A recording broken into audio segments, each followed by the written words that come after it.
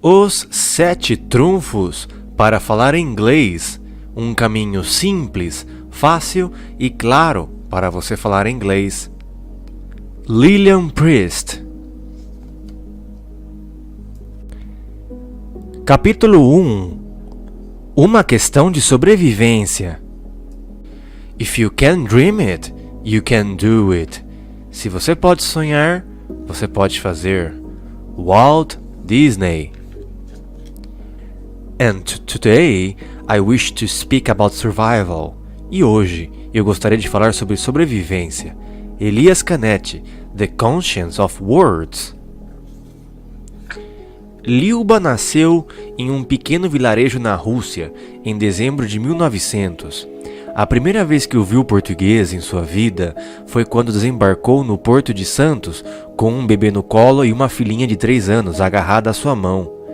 Vinha ao encontro do marido, que já estava no Brasil havia 1 ano, trabalhando duro para juntar o dinheiro a fim de comprar a passagem de navio da mulher e das filhas. Enquanto o oficial do Departamento de Imigração lhe fazia as perguntas de praxe, ela apenas sorria, procurando encontrar nos olhos do desconhecido algum significado para aquela língua tão diferente das que já tinha ouvido. Russo, polonês, alemão, lituano, Yiddish eram familiares para aquela jovem, muito alva de longos cabelos negros, mas o novo idioma era tão estranho quanto a pele escura dos estivadores que andavam pelo cais. Aos 25 anos, Lyuba jamais havia visto um negro, nem mesmo em fotografia. Imaginem o choque cultural. Quando faleceu, aos 97 anos, falava unicamente português com seus filhos, netos, bisnetos e tataraneto. E sua grande amiga e companheira dos últimos anos de vida era uma enfermeira negra. Como Lyuba, há milhões de casos de imigrantes que acabaram aprendendo a falar a língua e a assimilaram totalmente a cultura do novo país, sem jamais terem frequentado um curso de idiomas ou contado com a ajuda de um professor particular. Lutando pela sobrevivência, trabalhando, convivendo com pessoas nativas, compartilhando valores culturais e sociais. Este livro vai lhe mostrar como você não precisa emigrar para aprender inglês. Basta mudar o seu enfoque. Em vez de depender exclusivamente dos cursos de idiomas, você pode utilizar estratégias semelhantes às de Lyuba e de tantos outros estrangeiros que conseguiram aprender a realmente falar uma nova língua. Nos próximos capítulos, estaremos falando dessas estratégias, dando sugestões práticas e exercícios que você pode fazer em casa, independentemente da escola de inglês em que estudou ou ainda estuda. Mas pode ficar tranquilo, não precisa ser ou se tornar imigrante. Basta fazer como eles fazem, simples, fácil e eficaz, como o ovo de Colombo. Você pode realmente falar inglês. Pare de se preocupar com apostilas, tempos de verbos, pronomes, preposições. Você não quer continuar a falar inglês como vem fazendo. Você quer ser capaz de, como Lyuba, trabalhar, passear, fazer amigos, exercer atividades, compartilhar a nova cultura com a mesma fluência e desenvoltura da língua materna. Você quer realmente falar. Chega de traduzir mentalmente do português, tentando achar o termo certo e a regra gramatical adequada. Basta de estudar para passar na prova e evoluir para o próximo estágio de seu curso, e depois de esquecer tudo o que decorou. Aprenda a realmente falar inglês como Lyuba aprendeu a realmente falar português, utilizando um instinto, a intuição, a criatividade. Tendo um objetivo claro, uma motivação forte, uma necessidade palpável, priorizando a linguagem oral, deixando a escrita como um complemento, mergulhando no universo cultural e social. Tudo isso você pode fazer, mesmo morando no Brasil. Aliás, Lyuba adorava os brasileiros e o nosso país. Tinha orgulho de ter se naturalizado brasileira e criado tantos descendentes na terra que a acolheu tão bem. Eu a amava muito. Lyuba era minha avó. Capítulo 2. Eureka! Gott urfragt nicht. Deus não joga com a sorte. Você é capaz de se comunicar em inglês com fluência e desenvoltura sem pensar em português? A realidade é que, em um universo cultural permeado pela língua inglesa, o nível de exigência nunca foi tão alto. Não basta saber conjugar todos os verbos irregulares e conhecer mais de 2.000 palavras para entender o noticiário da CNN ou um americano falando rapidamente com você. Falar inglês, para muitos, um sonho difícil, até mesmo impossível de alcançar. Mas, na verdade, é um objetivo que pode ser atingido de forma simples, fácil e agradável, como o ovo de Colombo. Ao ver tantas pessoas aflitas e perdidas com seus cursos, livros didáticos, dicionários, fitas cassete, CD, etc., tenho a impressão de que estão tentando inutilmente colocar um ovo em pé. Quando prestei o vestibular para a Faculdade de Letras da Universidade Mackenzie em São Paulo, em 1965, havia exame escrito e oral, português, latim, inglês, italiano e francês, língua e literatura de cada um destes idiomas. Passei em primeiro lugar, apenas com 17 anos, sem nunca ter feito o chamado cursinho para vestibular e tendo acabado de me formar no científico, curso onde a ênfase era dada às ciências exatas e não às humanas como no clássico. Podia ser considerada um prodígio, um exemplo de dedicação total ao estudo. Nada disso, muito pelo contrário, mas tampouco foi pura sorte ou acaso, porque não havia prova de múltipla escolha e os exames orais colocavam o aluno cara a cara com os examinadores. Foi o ovo de Colombo. Ao receber o Cambridge Certificate of Proficiency in English, certificado de proficiência em inglês da Universidade de Cambridge, na Inglaterra, em 1973, com a nota máxima em literatura inglesa, estava colocando mais um ovo em pé, sem muito esforço.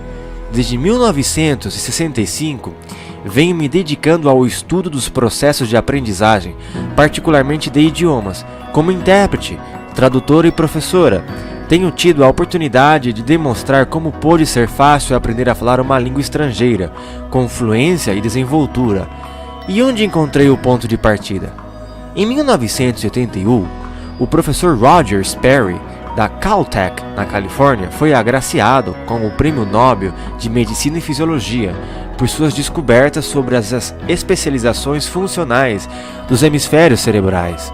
Até então, baseada unicamente em minha própria experiência, eu vinha dando dicas para meus alunos sobre formas mais simples e eficazes de se aprender a falar um segundo idioma.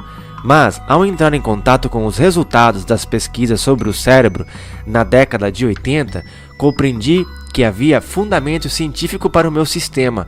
A partir daí, venho ampliando meus estudos, não apenas na área de linguística, mas principalmente sobre cérebro, mente, inteligência, psicologia, filosofia e educação. Também procurei me informar sobre a inteligência artificial dos computadores. Em meu livro O Choque Pessoal do Computador, publicado em 1984, traço um paralelo entre a dificuldade de se aprender uma nova língua e de lidar com um computador pessoal. Como explicar a facilidade das crianças, o bloqueio de muitos adultos e como resolver? Assim, hoje, quase na virada do século, baseada nas mais recentes pesquisas, tenho a grande alegria de poder oferecer soluções práticas e objetivas para quem quer aprender ou aprimorar a comunicação em um idioma estrangeiro. Falaremos especificamente do inglês, mas os princípios se aplicam a qualquer língua viva. Neste livro você encontrará dicas simples, mas extremamente eficazes para melhorar seu inglês e que dão um resultado muito positivo, independentemente de sua idade ou atual nível de conhecimento. O ovo de Colombo. Veja como pode ser fácil e agradável. Capítulo 3. Um batalhão de surdos mudos. Quosque tandem, Catilina abutere patentia nostra? Até quando, Catilina, abusarás de nossa paciência? Virgílio, as Catilinarias.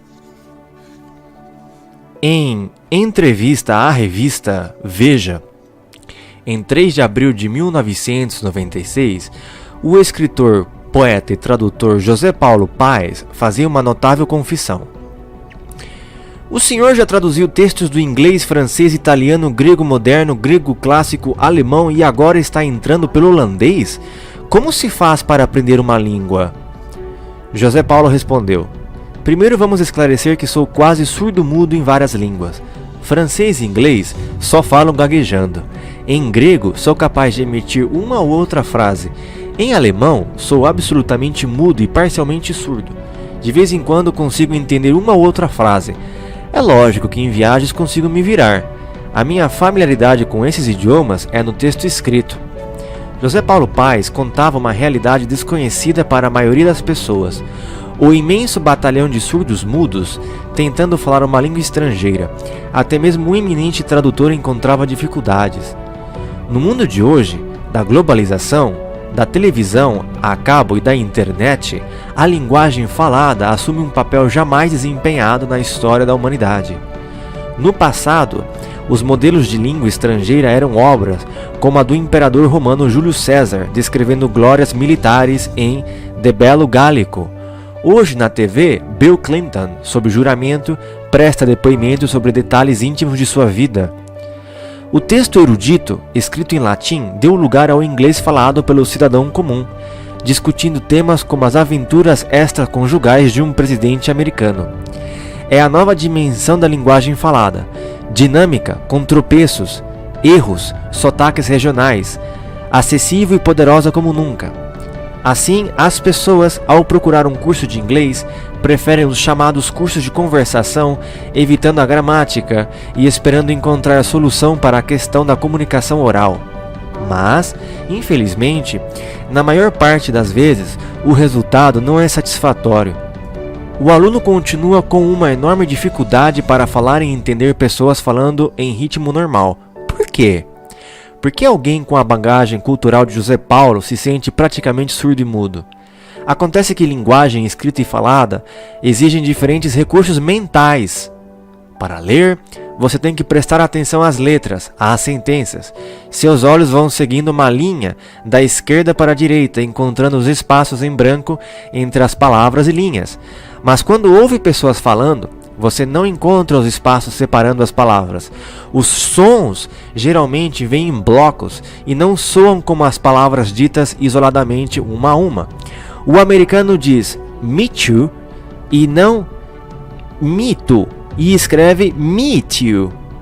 Estamos nos referindo ao alfabeto fonético dos ocidentais, ok? No caso dos outros alfabetos, como o japonês kanji, a leitura se dá de outra forma. Muito interessante o livro do professor Tadanobu Tsunoda, The Japanese Brain, sobre o assunto. A escrita tem códigos que não se aplicam à comunicação oral. A questão é que, tradicionalmente, o ensino de idiomas está ligado, de forma muito acentuada, à palavra, ao texto, ao detalhe, ao pensamento linear, analítico. Estuda-se inglês, como se fazia antigamente com latim ou grego, uma matéria como história, geografia, matemática, biologia. Mas aprender a falar é outra coisa. Conhecer profundamente a língua inglesa não garante o sucesso na comunicação oral.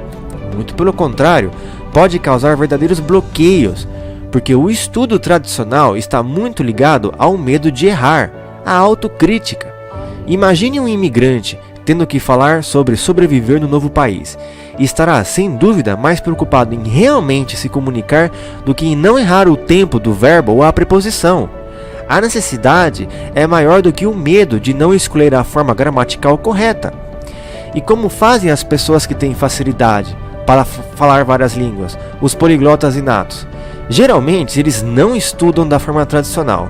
De uma maneira muito intuitiva, focalizam primeiro os sons do idioma, a musicalidade, antes de se preocuparem em entender o significado das palavras, como se fosse uma música que você ouve e tenta cantarolar, sem se preocupar com a letra.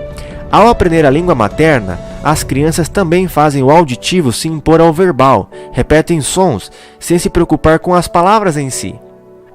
O renomado escritor norte-americano naturalizado inglês T.S. Eliot Contava que, quando criança, aprendeu a falar tentando imitar apenas o ritmo das sentenças, sem palavras compreensíveis. Entretanto, parece que, com a idade, as pessoas vão se esquecendo de perceber a importância desta musicalidade dos idiomas e vão se concentrando cada vez mais nas palavras e seus conteúdos. Também os gestos, as expressões faciais, as metáforas, a imaginação, a criatividade, a capacidade de lidar com aspectos globais e sintéticos de um idioma são a prioridade dos que têm facilidade para aprender, como os poliglotas inatos e as crianças. José Paulo Paes conhecia profundamente vários idiomas e estudou as matérias língua e literatura inglesa, língua e literatura francesa, língua e literatura italiana, etc. Habituou-se a recorrer prioritariamente à lógica, às regras gramaticais, à precisão, fundamentais para a literatura, mas não promoveu as estratégias mentais necessárias à fluência. Daí o bloqueio, a dificuldade do surdo-mudo, mas a solução existe: o ovo de Colombo. Capítulo 4. Os hemisférios cerebrais e o seu inglês. The great Tao flows everywhere, both to the left and to the right. O grande Tao flui em todas as direções, tanto para a esquerda como para a direita. Tao Te Ching. Cada vez mais a ciência busca entender o funcionamento do cérebro e da mente. Sabemos, por exemplo, que o lado esquerdo do corpo está conectado e influenciado pelo lado direito do cérebro.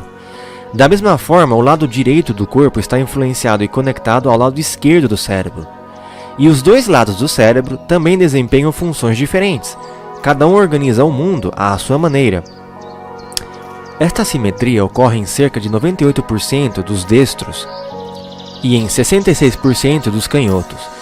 Em 34% dos canhotos ocorre exatamente o contrário do que os destros.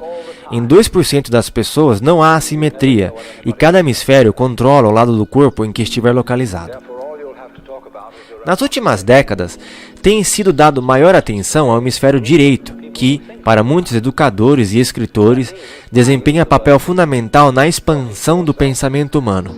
O psicólogo americano Robert Ornstein, autor de vários livros sobre o cérebro, em seu mais recente trabalho, The Right Mind, publicado em 1997, descreve brilhantemente muitos dos mitos e fantasias sobre o hemisfério direito e mostra o resultado das pesquisas atuais, norteadas por rigorosos princípios científicos e empregando a mais moderna tecnologia.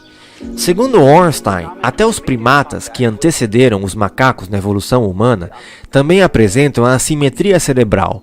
Chimpanzés, macacos, ratos, gatos têm preferência por uma ou outra mão ou pata. Em alguns pássaros, o canto, como a fala dos humanos, é controlada pelo hemisfério esquerdo. O assunto é fascinante e sugiro aos interessados que consultem a bibliografia que apresentemos no final do livro. Mas vamos ao que interessa. Ao aluno de língua estrangeira, o que os hemisférios cerebrais têm a ver com o seu inglês?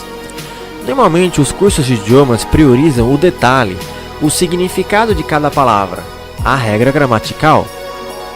Por exemplo, se eu lhe colocar agora esta imagem, você reconhece neste desenho uma garrafa de Coca-Cola?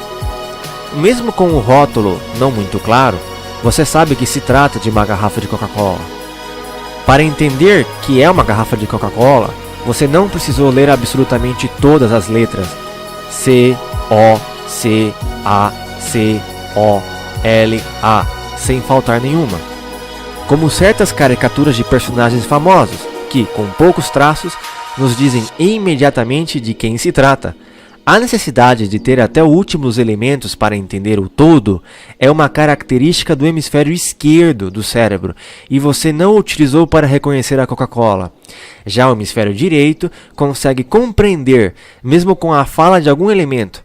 É a visão de quem olha para a floresta como um todo, mais do que para cada árvore em particular. Em The Right Mind, Ornstein explica como o hemisfério direito parece se especializar na percepção do global, também na informação contida no tamanho, som e entonação das palavras. É importante notar que, se é possível ler, Mesmo quando há letras faltando, também dá para entender uma frase onde há palavras cujo sentido você desconhece. Basta mudar o enfoque. Para falar um novo idioma, você precisa saber, antes de mais nada, administrar o desconhecido. A imensa quantidade de informação que você não domina e que fatalmente irá encontrar pela frente. Sempre poderá haver uma palavra, uma expressão que não dá para entender. O segredo é começar focalizando o geral, sem nos atermos às dificuldades. O importante é nos concentrarmos no que entendemos, não importa se for pouco, e relegar o resto para um segundo plano. Isto se faz, geralmente, com o hemisfério direito do cérebro. Mas a questão não é perguntar qual o lado do cérebro você irá utilizar, mas compreender que há estratégias mentais diferentes, de acordo com as tarefas envolvidas. Para adquirir fluência e desenvoltura, de nada adianta exercitar a compreensão de cada palavra isolada, se não praticarmos o hábito de focalizar a visão mais ampla e paronâmica, assim como valorizar a informação contida no tamanho, som e entoação das palavras. Tanto o detalhe quanto o global são importantes, mas, em se tratando de comunicação oral, se a prioridade for a precisão, a minúcia, o conhecimento de cada aspecto isolado, pode surgir um bloqueio, muitas vezes irreversível, como aconteceu com o renomado José Paulo Paes, que se confessava praticamente surdo-mudo, embora profundo conhecedor de tantos idiomas. Entretanto, uma pessoa fluente sempre poderá, a qualquer tempo, melhorar o conhecimento formal, a gramática, o vocabulário, a escrita. Lembre que as estratégias mentais utilizadas para a compreensão do global ou da minúcia não são as mesmas, e que aí pode estar a razão do resultado negativo de seu esforço na sala de aula. Mais adiante, voltaremos ao assunto com exemplos práticos e exercícios. Por enquanto, pense o quanto você se preocupa com a preposição, o verbo, o termo exato. Será que foi assim que aprendeu a falar português? Capítulo 5. O sucesso na comunicação oral. Quem não se comunica, se trumbica. Abelardo Barbosa, o Chacrinha. Já notou o vocabulário de grandes comunicadores como o saudoso Chacrinha, ou a Hebe Camargo, ou o Silvio Santos? O que os torna capazes de passar tão bem suas mensagens ao público-alvo? Por que pessoas com conhecimento muito maior da língua portuguesa não são capazes de se comunicar com a mesma eficiência? Acontece que o que dizemos tem um peso muito menor do que se costuma imaginar. O importante é como dizemos. Uma pesquisa realizada pelo professor Albert Mehrabian demonstra que apenas 7% de nossa mensagem é transmitida através das palavras que empregamos. Os outros 93% estão relacionados com aspectos não verbais, como o tom de voz e linguagem corporal. Diante de uma língua estrangeira, as pessoas geralmente têm o hábito de ir tentando captar palavra por palavra, o sentido, a ortografia, a regra gramatical. Raramente os cursos de idiomas exercitam os 93% que independe da palavra. E os alunos, mesmo fora da sala de aula, focalizam com a maior atenção o significado das palavras, o que representaria apenas 7%. Os surdos mudos, que mencionamos anteriormente, são vítimas de um desequilíbrio extremo entre o excesso de informação racional e lógica e a absoluta falta de espaço para os aspectos não verbais. Também a questão do contexto é fundamental. Quantos sentidos você acha que uma simples frase como "estou com dor de cabeça" pode ter? Imagine um consultório médico. O paciente diz: "Estou com dor de cabeça". Trata-se de uma informação importante sobre uma questão de saúde. Mas pense em uma cena diferente. O marido chega em casa e a mulher pergunta: "Quer ir comigo ao cinema?" E ele responde: "Estou com dor de cabeça". Agora a frase quer dizer: não quero ir ao cinema. As palavras são exatamente as mesmas. O que mudou foi o contexto, essencial na comunicação. No contexto das relações marido e mulher, pode ser muito melhor dizer "estou com dor de cabeça" do que um seco não. Os alunos de língua estrangeira geralmente aprendem a responder ao pé da letra. não prestam atenção às diversas formas de se dizer o que se quer. Ficam presos a cada detalhe da pergunta e da resposta, e não exploram o contexto. Se você disser, apontando para o ar-condicionado, está muito quente na sala, como você apontou para o ar-condicionado, pode estar realmente querendo dizer, quer ligar o ar-condicionado, por favor? E não precisou de palavras ligar, ar-condicionado, e nem mesmo do por favor para comunicar seu pedido muito educadamente. Da mesma maneira, você pode comunicar muito em inglês, com um vocabulário menor do que imagina, utilizando linguagem não verbal e o contexto em seu benefício, como faz intuitivamente com o português. Comece a observar os filmes, os seriados na TV. Veja como a expressão pode significar uma coisa ou outra, dependendo da situação da linguagem corporal, da entonação, etc. Hobcher Ornstein, em seu livro The Right Mind, demonstra como o hemisfério direito do cérebro desempenha papel fundamental na compreensão do contexto. Utilizamos estratégias mentais diferentes para perceber texto ou contexto. Assim, novamente, o hábito de primeiro procurar entender cada palavra não estaria favorecendo e desenvolvendo a capacidade de entender os demais fatores. Na sessão de exercícios, mais adiante, apresentamos maneiras de exercitar a capacidade de entender e de se fazer entender através da linguagem corporal, tom de voz e contexto. Os poliglotas inatos, as crianças, os muito jovens, sabem utilizar estes recursos instintivamente. Você também pode fazê-lo. Alunos com mais de 60 anos comprovam que não há limite de idade para desenvolver esta habilidade. Vale a pena tentar. Capítulo 6. A importância da imaginação. Imagination is more important than knowledge. Imaginação é mais importante que conhecimento. Albert Einstein. Pensar profundamente é pensar o mais distante possível do automatismo verbal. Paul Valery. Os cursos de língua estrangeira, de modo geral, promovem o automatismo verbal do hemisfério esquerdo do cérebro, ou seja, valorizam a forma automática e repetitiva de se usar palavras memorizadas. Na verdade, praticamente fazem muito pouco para estimular pensamento e estratégias mentais envolvendo o novo idioma. Portanto, não surpreende o fato de que o aluno ligue seu pensamento primeiro ao português e sempre faça uma tradução mental antes de falar. Procure escolas que promovam realmente a comunicação oral e tome cuidado com as chamadas aulas de conversação. Em muitos cursos, elas também são dirigidas para a procura do termo certo, para a correção gramatical, para o raciocínio lógico e racional. Embora sejam aulas onde se fala mais do que se escreve, tanto a postura do professor como a do aluno é semelhante às das aulas de gramática. O fundamental, entretanto, é que você utilize suas próprias estratégias mentais, sua forma de pensar, em conjunto com o inglês, sem passar mentalmente pelo português. Para que serve uma enorme lista de palavras novas aprendidas naquela aula, se, na hora de falar, você tem que ir procurar no caderno? Ou as tantas frases que acaba memorizando, mas que na prática não são eficazes? E a ilusão de que está aprendendo porque decorou o suficiente para passar no teste para o próximo estágio? Ou o acúmulo de mais informação que você continua traduzindo mentalmente para o português? Quando jovem, eu ouvia falar muito da teoria da relatividade de Albert Einstein. Sempre imaginei o grande cientista em um laboratório cheio de fórmulas e cálculos criando a sua famosa equação E é igual a mc ao quadrado.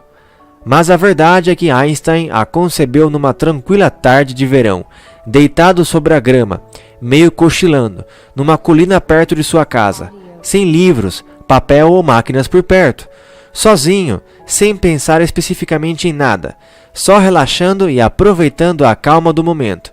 De repente, sentiu um raio de sol bater em suas pestanas. Instantaneamente, imaginou que poderia sentar naquele raio e se locomover na velocidade da luz. Ao imaginar, conseguiu sentir o que um ser humano teria sentido a 300 mil km por segundo. compreendeu assim a relatividade do espaço e do tempo, a teoria da relatividade. A imaginação, dizia ele, o conduziu à descoberta, não apenas o conhecimento da física. Daí a célebre frase de sua autoria: imaginação é mais importante do que conhecimento. Einstein também afirmava que o ser humano possui duas mentes, uma mente racional e lógica, que ele denominava de fiel escravo, e uma outra mente intuitiva, que ele considerava um dom divino. A imaginação, a mente intuitiva, o levou a conceber uma teoria que revolucionou a física e o nosso mundo. Para aprender a falar fluentemente um novo idioma, temos que acionar primeiro a mente intuitiva. Quanto mais esforço, mais atenção consciente, mais você aciona seu fiel escravo, a mente racional. Se, ao ouvir inglês, você ficar descontraída, deixando a imaginação livre, mais facilmente os novos códigos entrarão em sua mente intuitiva. E, quando você tiver que falar, vai perceber que as palavras vêm, sem você perceber de que maneira ou de onde, como acontece quando fala português. Você vai dizendo o que quer sem ter consciência exata de cada palavra, ou das regras gramaticais envolvidas. Geralmente, o aluno de inglês faz exatamente o contrário, fala meio como um robô. Seu raciocínio linear e lógico, na busca de vocabulário, fica em total descompasso com as representações mentais que estão acontecendo em seu cérebro. Não utiliza a imaginação, a mente não racional. O processo do pensamento, em qualquer língua, ocorre com símbolos, conceitos, imagens mentais. É fundamental que você os utilize também ao ouvir inglês. Pessoas fluentes em mais de um idioma notam que a percepção do mundo e de si mesmos muda quando passam de uma língua para outra. Você também pode fazê-lo. A imaginação é um recurso muito poderoso que pode conduzi-la, de forma muito tranquila, a novos níveis de percepção. Mesmo quem acredita não ter nenhuma imaginação, vai se surpreender ao descobrir que todos podemos imaginar alguma coisa, até mesmo enquanto ouvimos um idioma estrangeiro. Mais adiante, apresentamos sugestões práticas que proporcionam excelentes resultados. Afinal, você não precisa ser nenhum Einstein para falar inglês. Capítulo 7. O instinto da linguagem. Differences among languages are similar. As diferenças entre os idiomas são semelhantes. Steven Pinker. The Language Instinct. Imagine uma aranha tecendo sua teia. Quem a ensinou? Foi necessário um curso de arquitetura ou engenharia? É claro que não. O psicolinguista Steven Pinker, diretor do Centro de Neurociência Cognitiva do MIT, o famoso Instituto de Tecnologia de Massachusetts, discute este fato em seu livro The Language Instinct, o instinto da linguagem. As aranhas sabem tecer teias porque têm cérebro de aranhas. Da mesma forma, o cérebro dos humanos já vem equipado com o que o Pinker denomina de instinto da linguagem. Ou seja, instintivamente, as aranhas realizam verdadeiras obras de engenharia e nós fazemos a mesma coisa ao tecer os intricados e complexos fios da linguagem humana. Sem mestres, escolas ou livros, com toda a naturalidade. O professor Pinker vem mais longe, explicando a existência de uma gramática universal, comum a todas as línguas. Ele não se refere às regras gramaticais que estudamos nas escolas, mas à estrutura em um nível mais profundo que não percebemos, mas que aparecem em todos os 4.000 a 6.000 idiomas do planeta. Desde os anos 50, quando Noam Chomsky revolucionou a linguística com a ideia de estruturas profundas como todas as línguas, sabemos que o homem possui uma capacidade inata para a linguagem. Os poliglotas inatos percebem esta trama da gramática universal com muita facilidade. Também as crianças, os jovens fazem intercâmbio estudantil no exterior, os imigrantes, uma questão de instinto. Mas este instinto geralmente é abafado nos cursos de idiomas, como se fosse natural aprender a falar um novo idioma da mesma forma como estudamos história ou geografia. Uma verdadeira preocupação parece acompanhar a maioria dos alunos ao fazer a matrícula. Será que vou conseguir? Quantos estágios? Quanto tempo? Quantos livros pela frente? Ah, a bíblica Torre de Babel. Cada povo com seu idioma, a dificuldade de comunicação. E o pobre aluno se curva à necessidade, se inscreve e seja lá o que Deus quiser. É claro que há os otimistas, felizes em entrar na sala da aula, entusiasmados com os livros didáticos, com o método, com o professor, mas são poucos e, com o correr do tempo, também acabam se desmotivando.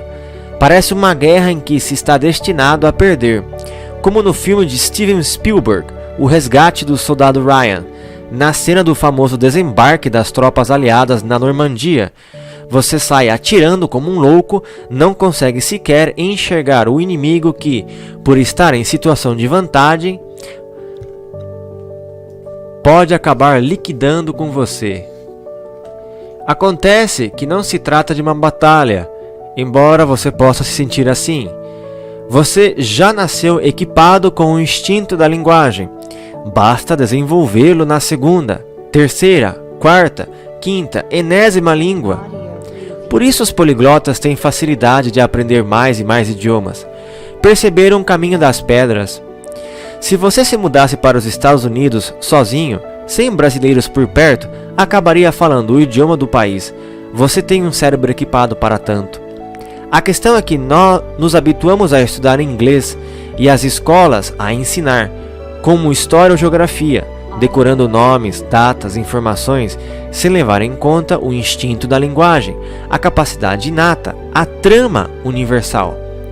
Novamente, temos que salientar a questão da diferença entre escrita e comunicação oral. Steven Pinker, em seu livro O Instinto da Linguagem, enfatiza o fato de que, embora a linguagem seja um instinto, não podemos afirmar o mesmo com relação à sua forma escrita. Você já ouviu falar destes dois homens? Vou colocar aqui na tela. Ronald Reagan. Donald Reagan. O primeiro foi presidente dos Estados Unidos e o segundo foi seu secretário do Tesouro. Você saberia pronunciar o sobrenome de cada um? Ronald Reagan, o sobrenome pronuncia-se Reagan.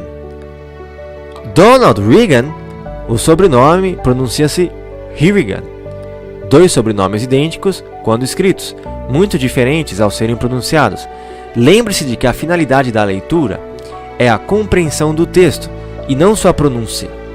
Até mesmo os americanos precisam ser informados quanto à pronúncia correta de determinadas palavras. Portanto, tenha em mente de que ler não significa necessariamente saber falar ou entender pessoas falando.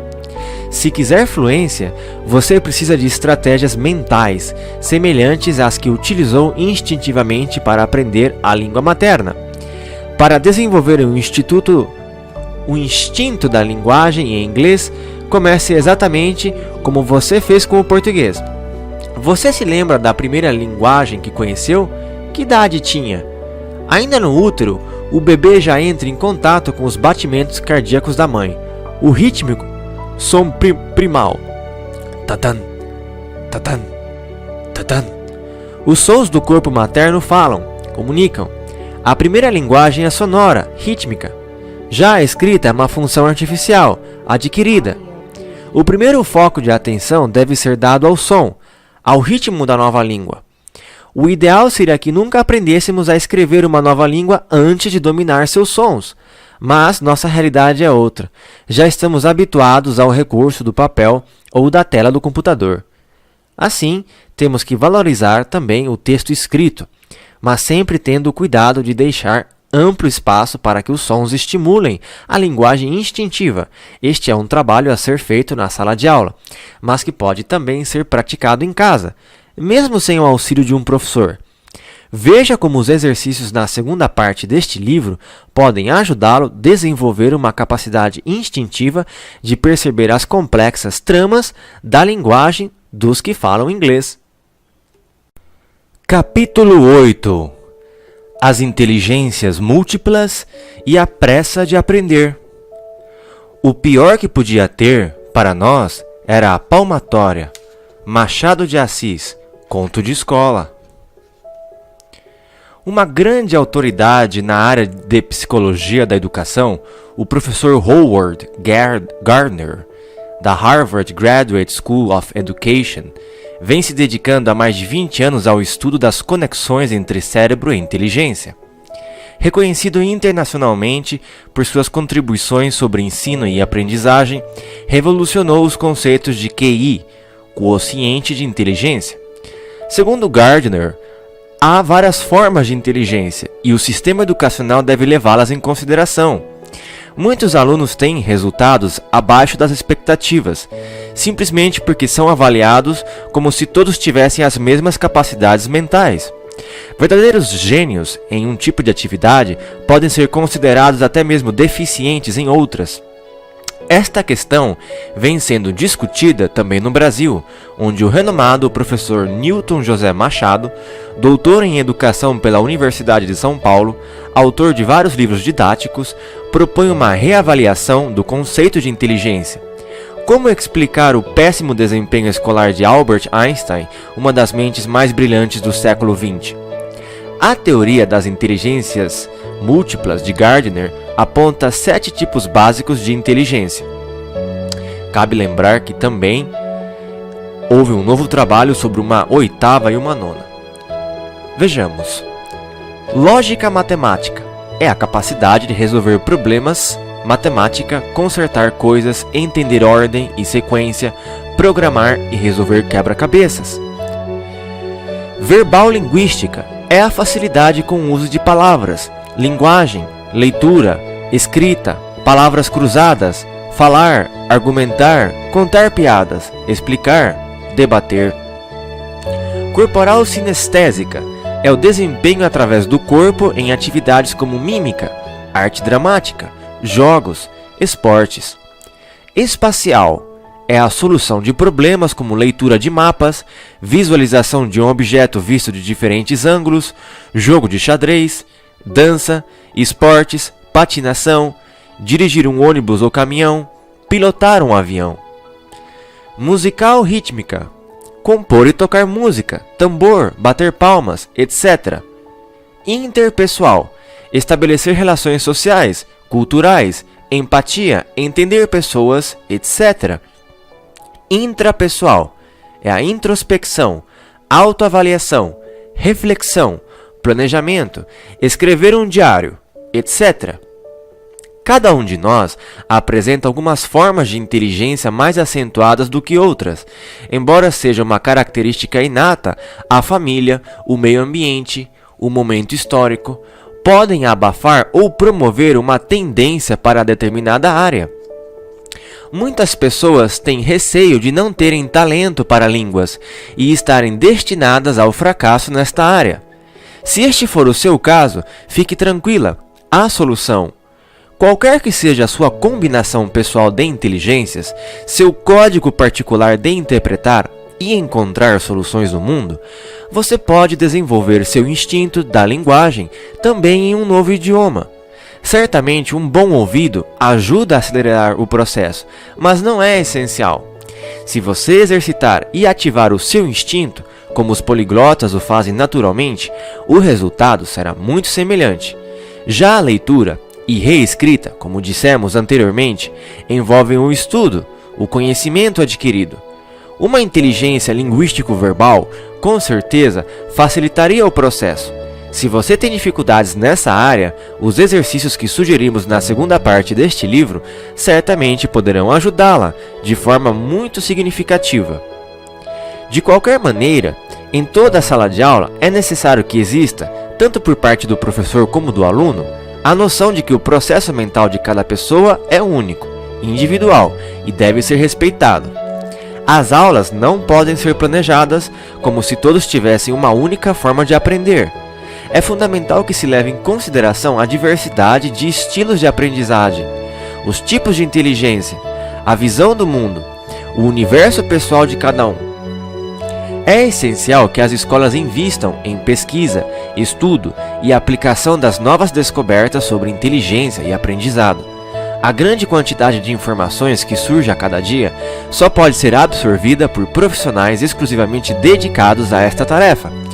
É totalmente inviável que um professor o faça sozinho, especialmente os que trabalham particularmente e cujo número de alunos não justifica o investimento de tempo e de dinheiro. Outro assunto importante no aprendizado de um idioma é a maneira de corrigir quem está aprendendo. Apontar o erro e pedir que o aluno repita a forma correta é um procedimento muito comum, mas que raramente surte o efeito desejado. Steven Pinker, em o seu livro O Instinto da Linguagem, conta um episódio envolvendo o psicolinguista Martin Brain e sua filhinha, que ilustra muito bem esta questão. O pai havia dado uma colher à menina, e ela dizia que queria outra colher, não aquela. Só que a criança, ao invés de dizer outra colher, dizia outra uma colher. E o pai tentava corrigir. Veja a continuação, a tradução livre do diálogo. A filha: eu quero uma outra colher, papi. Pai: você deve dizer a outra colher, filha. Filha: eu quero uma outra colher, papi. O pai: diga a. Filha: a. Pai: outra. Filha: outra. Pai: colher. Filha: colher. Pai: repita agora. Eu quero a outra colher. Filha: eu quero a outra colher. Pai: muito bem, agora você acertou. Tá bom, papi. Agora me dá. Eu quero a outra uma colher, papi. Ou seja, por mais que a menina entendesse e repetisse quando solicitada pelo pai, na hora em que ela se expressava espontaneamente, o erro voltava a acontecer. Outra historinha semelhante me foi contada por Maria Helena, minha aluna, uma médica neurologista. Seu sobrinho, um menino de 4 anos, dizia "eu sabo" ao invés de "eu sei". A mãe estava tentando corrigi-lo, mas o menino continuava errando, até que um dia o garoto berrou furioso para a mãe: "Eu sabo que tem que dizer eu sei". Muitos alunos de inglês passam por experiências semelhantes. São corrigidos por seus professores, tomam conhecimento da forma correta, mas, na hora de falar, cometem o erro novamente. Porque a informação foi armazenada no cérebro, mas o processo mental exige um outro tipo de elaboração. É necessário um trabalho inconsciente e pessoal que só pode ser realizado por quem faz o erro, no seu próprio ritmo interno. De nada adianta um pai ou um mestre querendo soluções imediatas.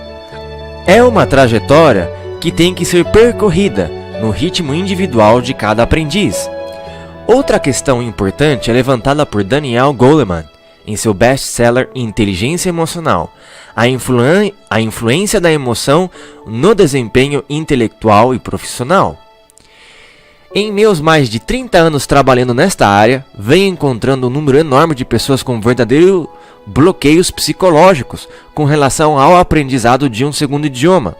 Na verdade, a maioria dos adultos apresenta este problema.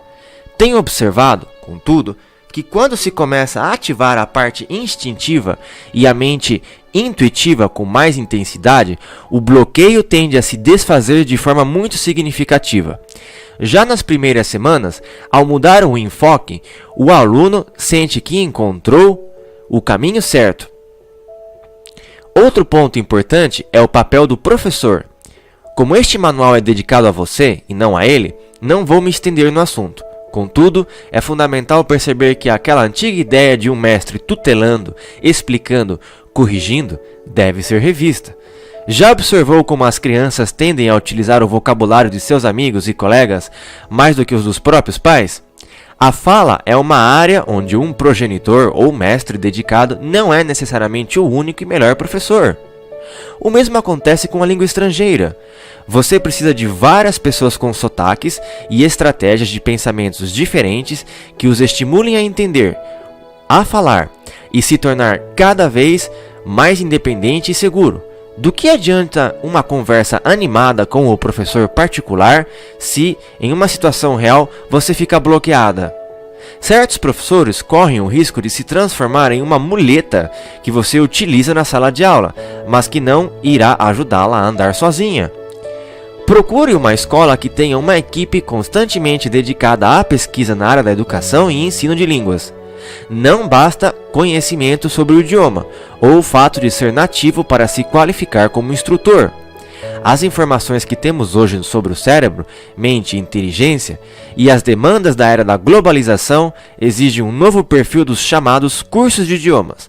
Latim e o imperador Júlio César já são história. Vamos aprender com os recursos do século XXI. Capítulo 9. Os 7 trunfos ao seu dispor.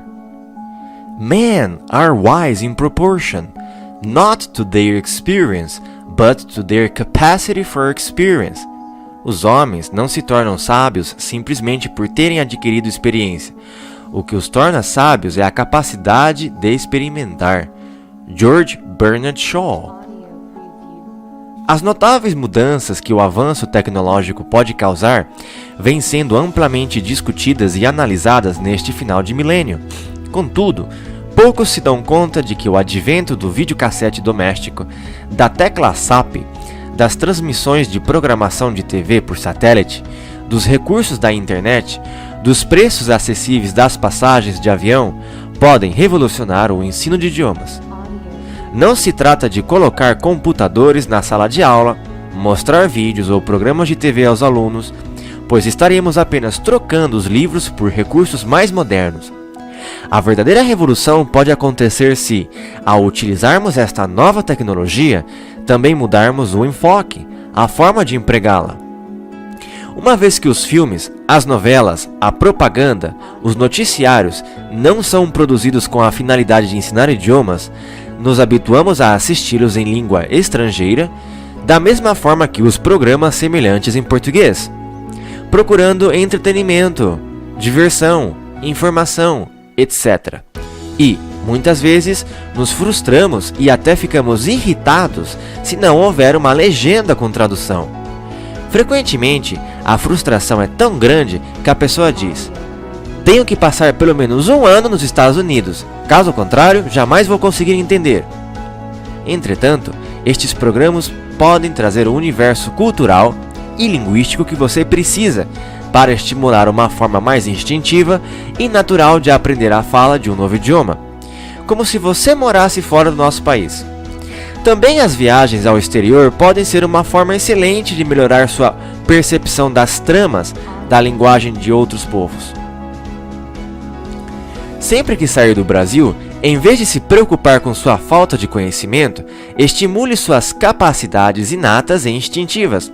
Para tanto, aproveite a oportunidade de estar com pessoas que falam a língua que você quer aprender. Mesmo uma viagem curta e rápida pode lhe proporcionar excelentes momentos. No avião, no aeroporto, no restaurante, no táxi, no metrô, no hotel, em qualquer lugar, sempre haverá o que ouvir e observar. Mas, para que a TV, os vídeos e as viagens internacionais, o contato com estrangeiros e etc. possam constituir um verdadeiro catalisador do seu aprendizado, você precisa usar certos trunfos que estão à sua disposição e que muito provavelmente até agora não foram devidamente explorados. Que trunfos serão esses então? Primeiro trunfo: muito input. Inicialmente é importante ouvir e mais ouvir. Você passou os primeiros anos de sua vida ouvindo, recebendo muito input. O output, que é a fala, não aconteceu simultaneamente. Faça o mesmo com o inglês. Filmes, TV a cabo, vídeos, fitas cassete, até mesmo estrangeiros conversando, são excelente material. Ouça apenas sem intelectualizar ou prestar atenção ao significado. Não se preocupe se não conseguir entender. Comece a dedicar mais tempo ao input, o que você ouve, de forma descontraída e sem compromisso com o output. Ouvir é fundamental. De modo geral, os surdos se tornam mudos porque não podem fazê-lo, e não porque tenham algum problema com a fala em si. Segundo trunfo: primeiro a floresta. Veja a floresta, e não apenas a árvore. Se eu lhe mostrar uma foto com uma grande árvore em primeiro plano e muitas outras em volta e lhe perguntar o que está vendo, você tanto pode responder uma árvore ou uma floresta, dependendo de seu foco de atenção. Os alunos de inglês estão acostumados a ver apenas árvores isoladas. Comece a dar prioridade ao amplo, aos aspectos gerais, ao invés do detalhe. Dê menos importância às minúcias e às regras gramaticais, fundamentais para textos e literatura, mas não para adquirir fluência. Terceiro trunfo: dê valor ao ritmo. Fique mais atenta ao ritmo, à entonação. Se você acha que não consegue notar o ritmo de uma língua, pense nos sotaques regionais do português, por exemplo. Você certamente é capaz de perceber que há diferenças, não apenas de vocabulário, na fala do gaúcho, do nordestino, do paulistano, do carioca. O mesmo acontece com os idiomas. Concentre sua atenção nos sons, nos ritmos, entonação. Como uma música que você ouve no rádio e consegue cantarolar, mas não se lembra da letra. Focalize mais a música do que a letra ao ouvir pessoas falando inglês. Lembra do exemplo de José Paulo Paes e do batalhão de surdos mudos tentando inutilmente se comunicar? Faça o contrário.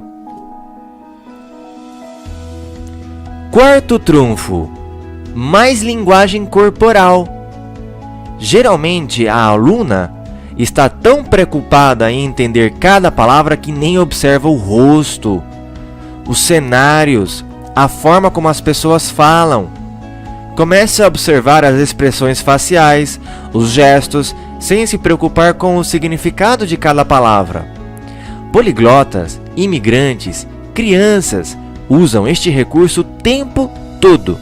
Na verdade, muitos imigrantes, por utilizá-lo em excesso, acabam deixando de focalizar o ritmo e a musicalidade do novo idioma, adquirindo, assim, um forte sotaque estrangeiro. Você não corre este risco se utilizar os demais trunfos também. Valorize e explore ao máximo a linguagem corporal. Quinto trunfo: maximize o que você já sabe. Pare de pensar no que falta aprender, no que você não sabe.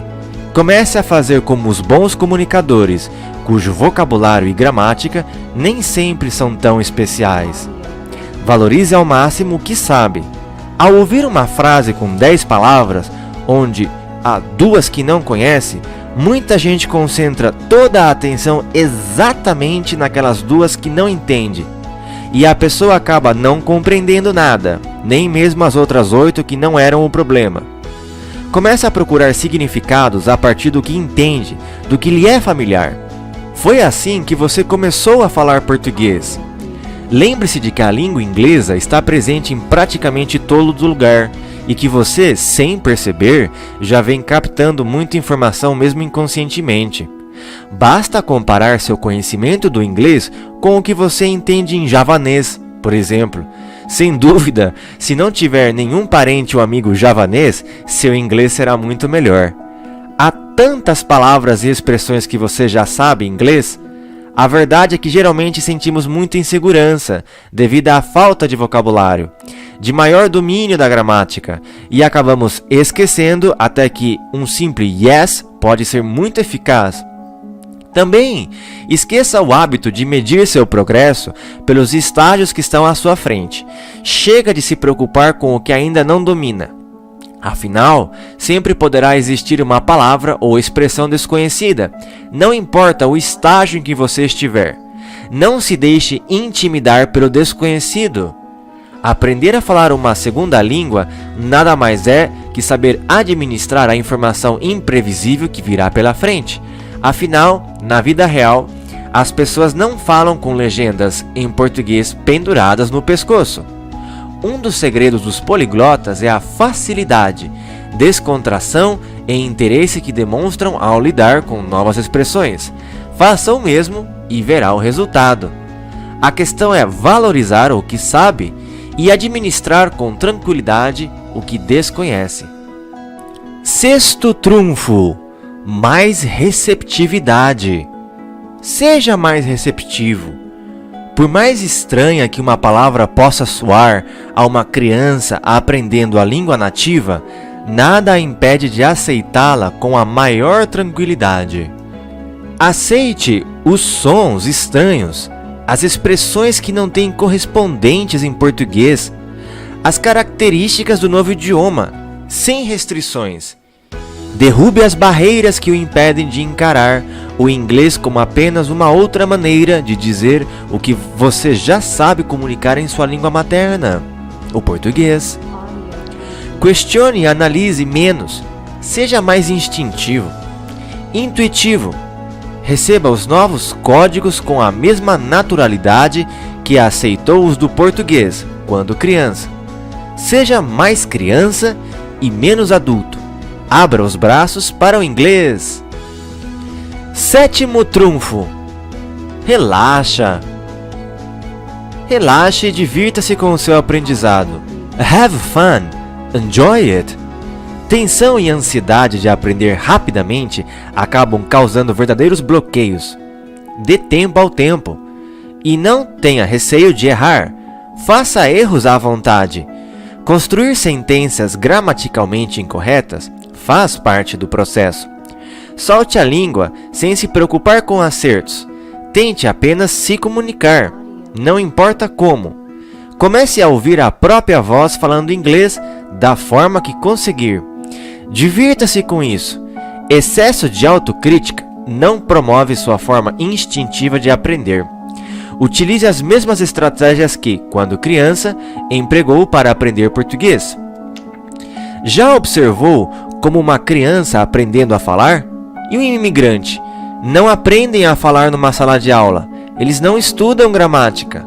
Lembra do exemplo da menina que dizia, eu quero a outra uma colher? Ou do garoto dizendo, eu sabo que tem que dizer eu sei? Não adianta pressão, pressa ou alguém constantemente dizendo que você está errado para acelerar o aprendizado. A aquisição de linguagem é um processo que não envolve apenas acúmulo de informação.